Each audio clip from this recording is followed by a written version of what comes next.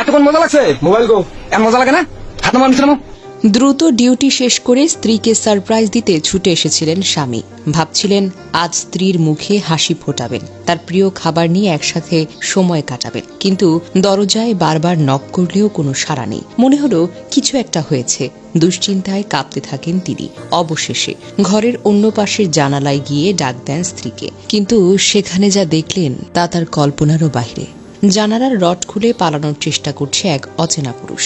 স্বামীর চোখের সামনে খুলে গেল তার জীবনের সবচাইতে বড় প্রতারণার পর্দা। যে মানুষটার জন্য তিনি দিনরাত পরিশ্রম করেন, যাকে হৃদয়ের মণিকোঠায় স্থান দিয়েছেন, সেই মানুষটা অন্য এক পুরুষের সাথে নিজের ঘরে। এরপর স্বামী দরজা খোলার নির্দেশ দেন।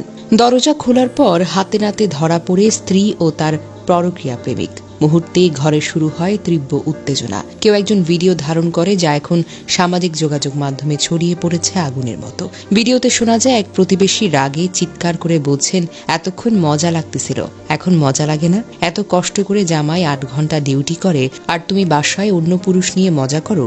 অপরদিকে পরকীয়া প্রেমিককে লাঠি দিয়ে হয়। স্ত্রী তখন অসংলগ্ন পোশাকে লজ্জায় মুখ ঢাকতে ব্যস্ত।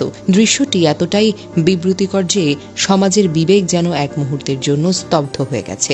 ঘটনা ঘটে রংপুরের পুকুরপাড় 4তলা মোড় এলাকায়। এই ঘটনার পর স্থানীয়রা ক্ষোভে ফেটে পড়েছেন।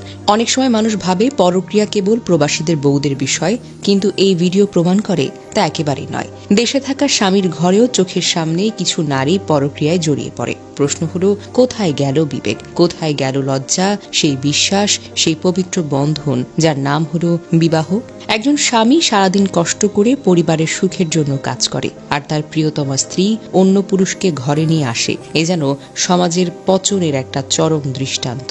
ধিক্কার তাদের প্রতি যারা সংসার নামের এই পবিত্র সম্পর্ককে নিজের কামনা বাসনার খেলায় পরিণত করে। ধিক্কার সেই নারীদের যারা ভালোবাসার নামে বিশ্বাসঘাতকতা করে, আর পুরুষদের যারা বিবাহিত নারীদের জীবনে প্রবেশ করে পরিবারটা ভেঙে দেয়।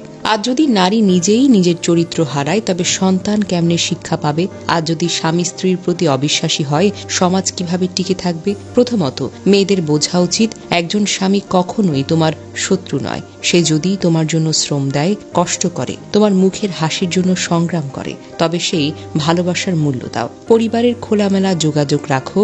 সন্দেহ বা অভিমান হলে আলোচনা করো। পাপের পথে যেও না। সমাজের প্রতিটি মানুষকে এই বার্তা দিতে হবে, বিশ্বাসের বন্ধন ভাঙলে কেবল দুজনেই নয়, ভাঙে পুরোটা সমাজ। সর্বশেষে বলা যায়, বিবাহ হলো এক পবিত্র বন্ধন। এখানে ভালোবাসা, শ্রদ্ধা, বিশ্বাসী হলো মূল কথা। যে নারী এই বন্ধনে মর্যাদা রাখে না, সে শুধু স্বামীকেই নয়, পুরো সমাজকে প্রতারণা করে। তাই নারী হোক বা পুরুষ, নিজেকে আগে ঠিক করতে হবে, তারপর সমাজকে ঠিক করতে হবে।